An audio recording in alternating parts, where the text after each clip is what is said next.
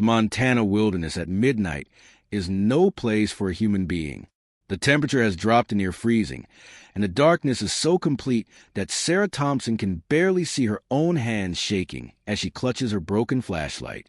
She's been lost for hours now, her ankle twisted and swollen from a fall that sent her tumbling down a rocky slope. Every sound in the forest seems amplified in the silence. The snap of a twig, the rustle of leaves, and then the low growl that makes her blood turn to ice. Sarah's breath catches in her throat as yellow eyes begin to reflect what little moonlight filters through the canopy above. Not just one pair of eyes, but several. She realizes with growing horror that a pack of wolves has found her. They move like shadows, circling her position with the calculated patience of predators who know their prey has nowhere to run. Sarah tries to make herself bigger, waving her arms and shouting, but her voice cracks with fear and exhaustion. The wolves are not intimidated. They begin to close the circle. Just when Sarah thinks this is how she will die, alone and terrified in the wilderness, something massive crashes to the undergrowth of the force of a freight train. The sound is so sudden and violent that both Sarah and the wolves freeze in shock. What emerges from the darkness defies belief. A grizzly bear, standing nearly 8 feet tall on his hind legs, lets out a roar so powerful that Sarah feels it vibrate through her chest. The wolves scatter immediately, disappearing into the night as quickly as they appeared. But instead of turning his attention to Sarah, the bear does something that makes no sense at all. He drops to all fours, approaches her slowly, and begins to sniff the air around her. His massive head tilts to one side, and for a moment that seems to stretch into eternity, bear and woman simply stare at each other. Then the impossible happens. The bear gently touches his nose to Sarah's outstretched hand, just like a dog greeting its owner after long absence. What happens next will leave you speechless, just as it did Sarah. But to understand this miracle, we need to go back 12 years to when this story really began, to a tiny cabin in the Montana mountains where Sarah first heard the phone call that would change her life forever. It was March 15th, 2012, and Sarah Thompson was finishing her morning coffee when her phone rang with a kind of urgency that every wildlife rehabilitator dreads. The voice on the other end belonged to Jake Morrison, a park ranger she had worked with many times before, but this time he sounded different, desperate. He told her they had found something in the woods that she needed to see immediately, something that might not survive the next few hours without her help. Sarah had been rescuing and rehabilitating injured wildlife for over 15 years. She had seen everything from poisoned eagles to orphaned deer, but nothing could prepare her for what she found when she arrived at the ranger station 30 minutes later. In a small cardboard box lined with old towels lay the most pitiful sight she had ever encountered. A grizzly bear cub, no more than 3 months old, barely clinging to life. The little cub couldn't have weighed more than 10 pounds, and every rib was visible beneath his matted fur. His eyes were barely open, and his breathing was so shallow that Sarah had to lean close just to make sure he was still alive. Jake explained that they had found the cub next to his mother's body, which had been discovered with a gunshot wound. Poachers had killed her and left her baby to die alone in the wilderness. The local veterinarian, Dr. Patricia Wells, had already examined the cub and delivered a devastating diagnosis. He was severely dehydrated, malnourished, and hypothermic. His body temperature was dangerously low, and he hadn't eaten in at least 3 days. Dr. Wells pulled Sarah aside and spoke in a gentle but direct way that veterinarians use when delivering bad news. She told Sarah that the cub's chances of survival were virtually zero. He was simply too weak, and his system was already beginning to shut down. But Sarah had never been one to give up easily. She looked at this tiny, helpless creature and made a decision that would bind their fates together in ways she could never have imagined. She told Dr. Wells that if the cub was going to die, he wouldn't die alone. She would take him home and give him every chance possible, even if it meant sleeping next to him and feeding him every hour for weeks. That first night was the longest of Sarah's life.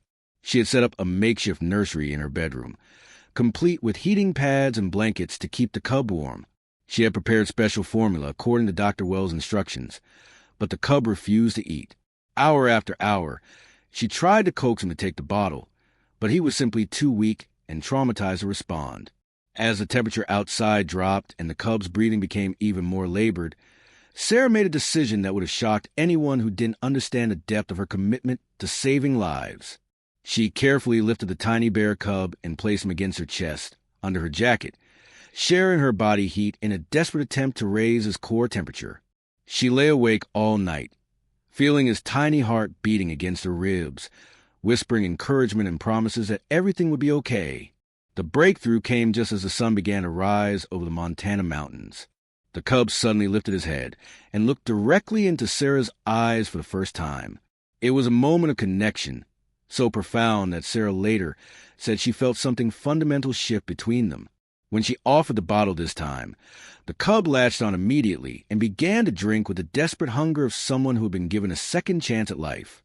Sarah decided to name him Bruno, after her grandfather who had taught her everything she knew about wildlife and survival in the mountains. Bruno seemed to approve of the name, responding to Sarah's voice whenever she called to him.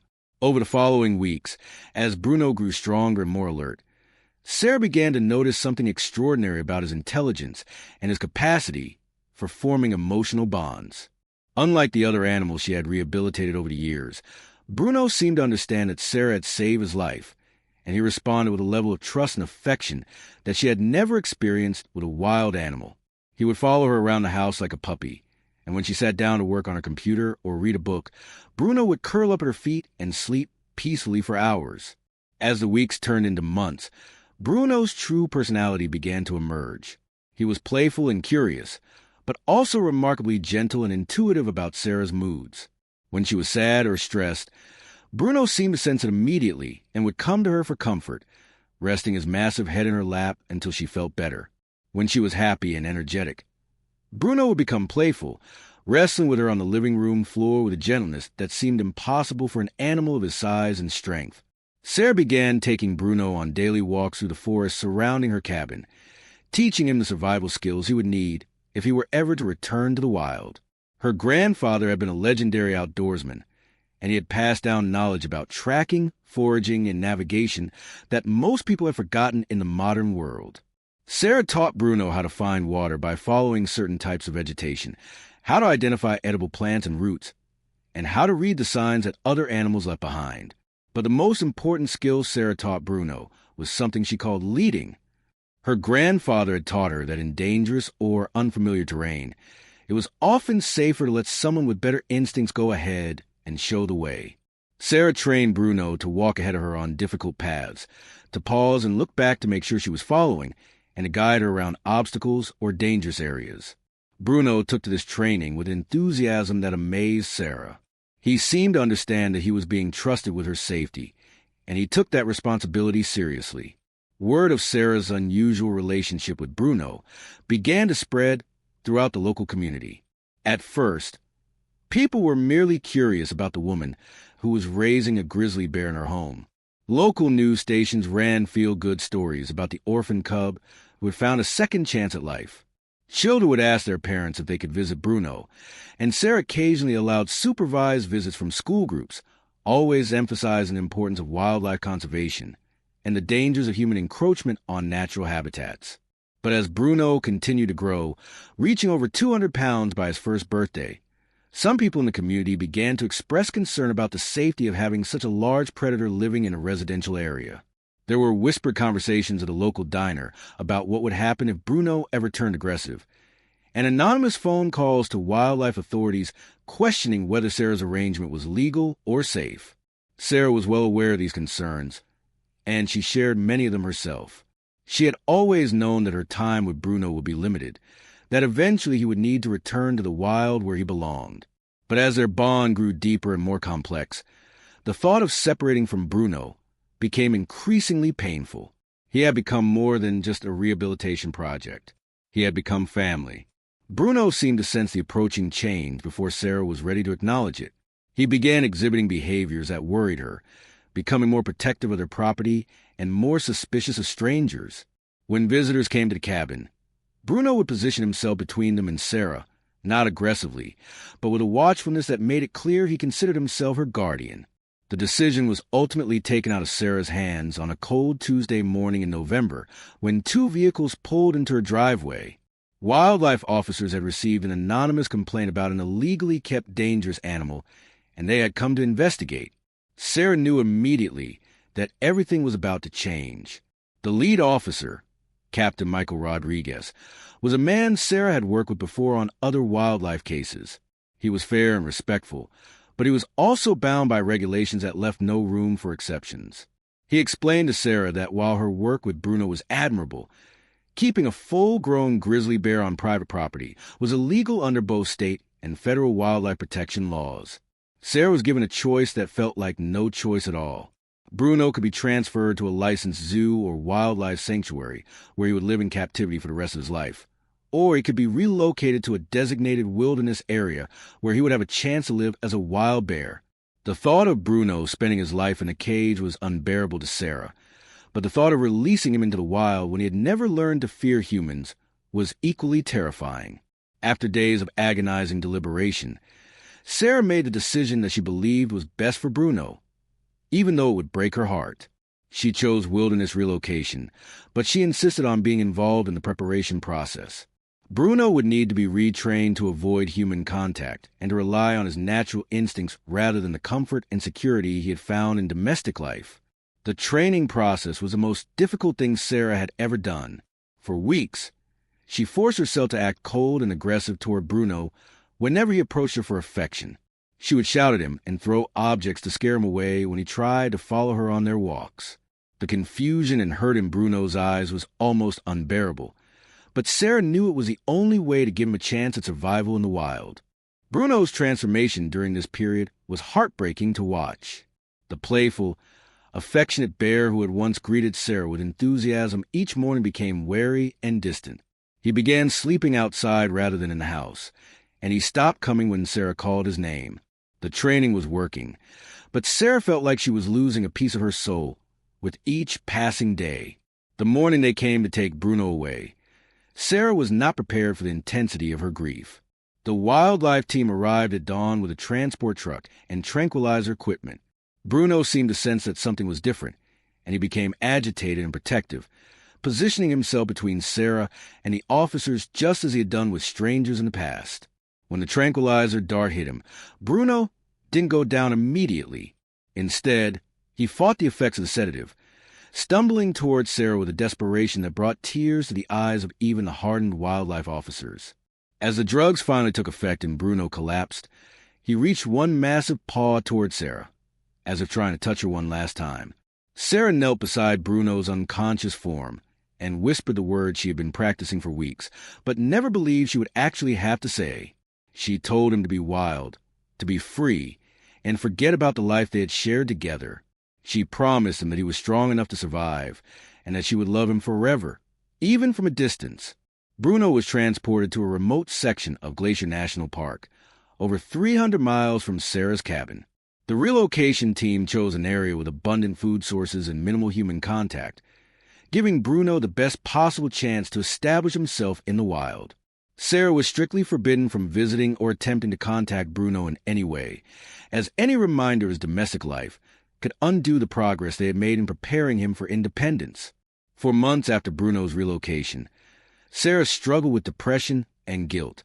She questioned whether she had made the right decision, whether she had failed Bruno by allowing him to become so dependent on human care. She called the Park Service regularly for updates on Bruno's progress, but the news was often discouraging. Rangers reported that Bruno was having difficulty adapting to life in the wild, often approaching hiking trails and camping areas in search of human contact. Sarah threw herself into her work, using her grief as motivation to establish a larger, more professional wildlife rehabilitation center. She obtained the proper licenses and permits to care for injured and orphaned animals on a scale she had never attempted before. She named the facility Bruno's Haven and dedicated it to providing proper care for wildlife while maintaining the boundaries necessary for successful release back into the wild. Years passed, and Sarah gradually received more encouraging reports about Bruno's progress. By 2018, park rangers reported that Bruno had established his own territory and was successfully hunting and foraging without human intervention. In 2020, trail cameras captured images of Bruno with a female bear, suggesting that he had found a mate and was living a truly wild life.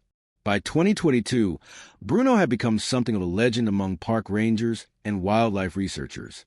He was now the dominant male bear in his territory, respected and feared by other wildlife. Sarah felt a mixture of pride and sadness when she heard these reports. Pride that Bruno had not only survived but thrived in the wild, and sadness that the playful cub she had raised was now a creature she would never be able to approach safely. In the spring of 2024, Sarah received an unexpected phone call from Dr. Jennifer Walsh, a wildlife biologist conducting research on bear behavior in Glacier National Park. Dr. Walsh explained that she was leading a comprehensive study of bear migration patterns and territory establishment, and she needed experienced wildlife trackers to help with data collection.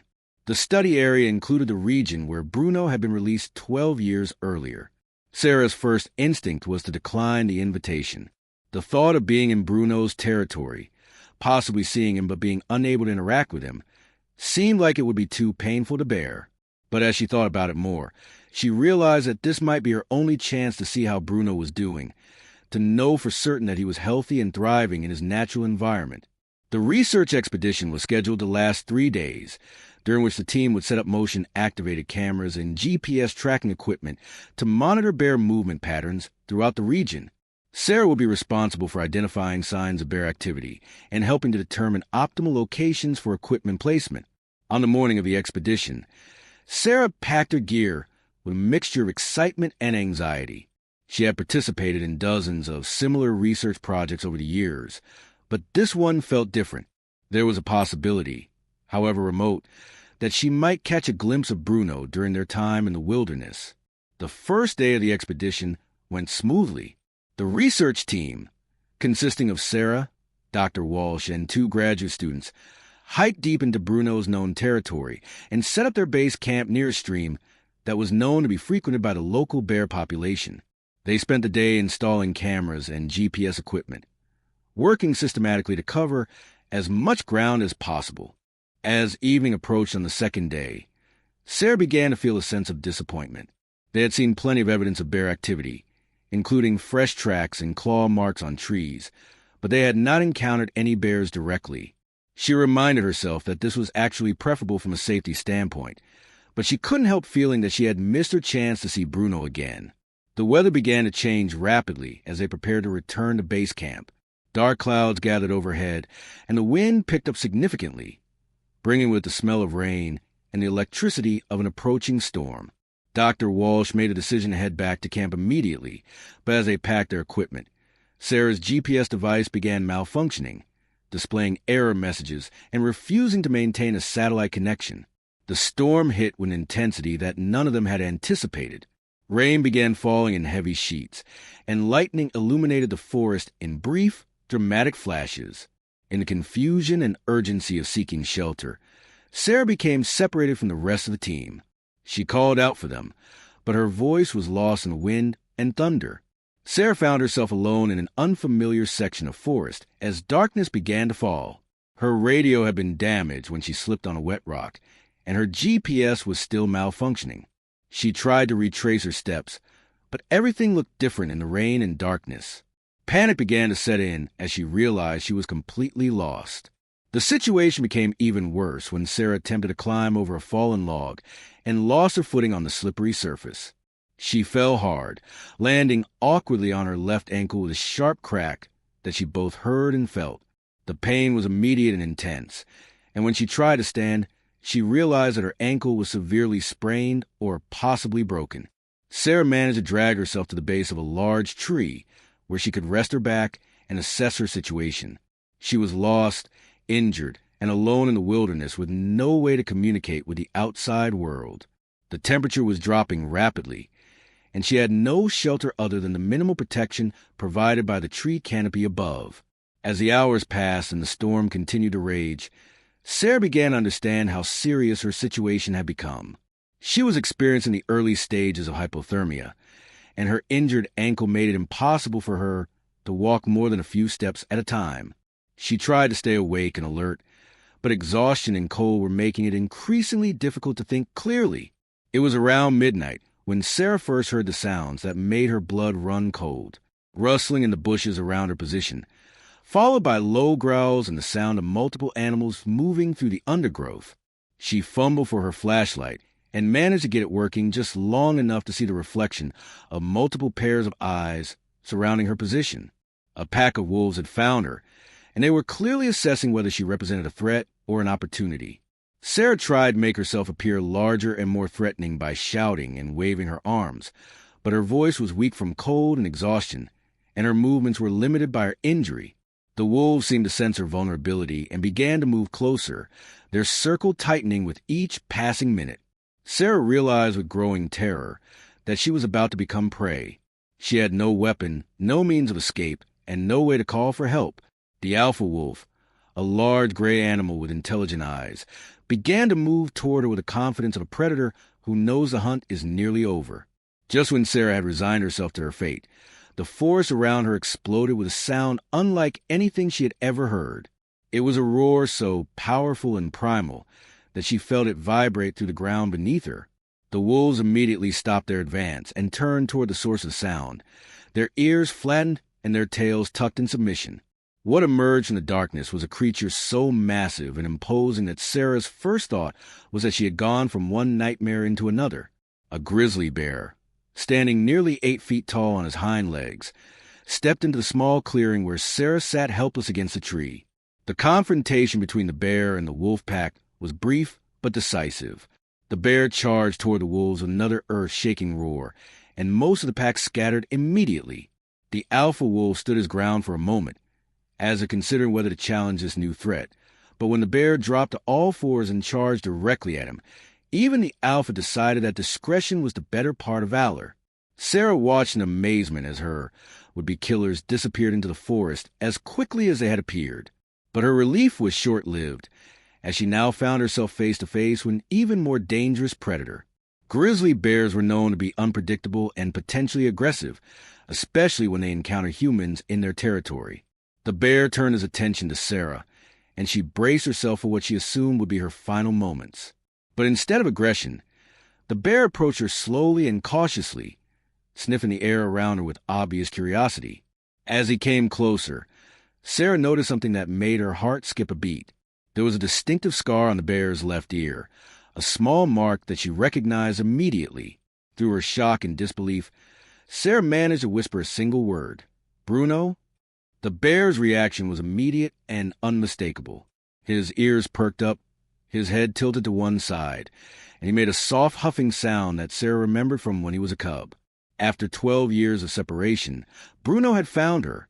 The reunion was surreal and emotional in ways that Sarah could never have imagined. Bruno approached her carefully, as if he too was having difficulty believing what he was seeing. He sniffed her hands and face gently, and when Sarah reached out to touch the familiar scar on his ear, Bruno leaned into her touch just as he had done when he was young. But Bruno's behavior in the minutes that followed went beyond simple recognition. He seemed to understand that Sarah was injured and in distress, and he began to exhibit the protective behaviors that had made him such an extraordinary companion all those years ago. He positioned himself between Sarah and the direction from which the wolves had approached, scanning the forest constantly for signs of danger. Then Bruno did something that left Sarah truly speechless. He turned away from her and began walking slowly into the forest, but after a few steps, he stopped and looked back at her with unmistakable intention. It was the exact behavior that Sarah had taught him when he was a cub, the leading technique that was meant to guide someone through difficult or dangerous terrain. Sarah realized that Bruno was trying to lead her to safety, but in her injured condition, she wasn't sure she could follow him through the forest. Bruno seemed to understand her limitation immediately. He returned to her side and used his massive head to help support her as she struggled to her feet. Then he began the slowest, most careful leading behavior Sarah had ever seen, taking just a few steps at a time and constantly checking to make sure she was able to keep up. The journey through the dark forest took over an hour, with Bruno patiently accommodating Sarah's injured ankle and frequent need to rest. He led her around obstacles that would have been difficult for her to navigate in the darkness, and he chose the safest and easiest path possible given the challenging terrain. When they finally emerged from the dense forest, Sarah could hardly believe her eyes. Bruno had led her directly to a small cabin that she recognized as one of the remote research stations maintained by the Park Service.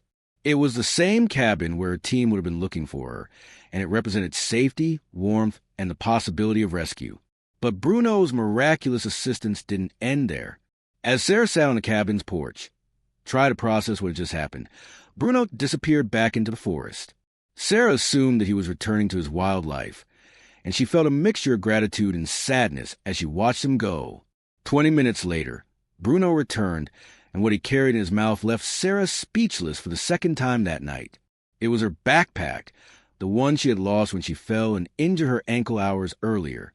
Bruno had somehow tracked down her belongings using his sense of smell and had brought them to her.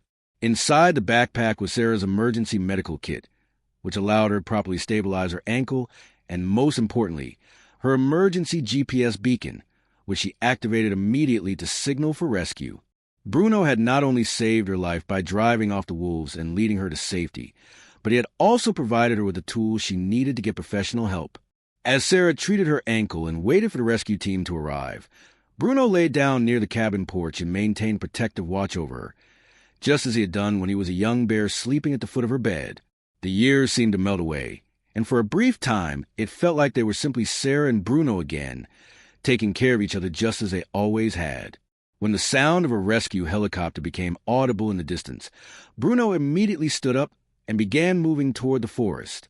Sarah understood that he needed to distance himself from a human activity that was about to descend on their location, but she couldn't let him leave without saying goodbye. She called his name one last time, and Bruno paused at the edge of the tree line.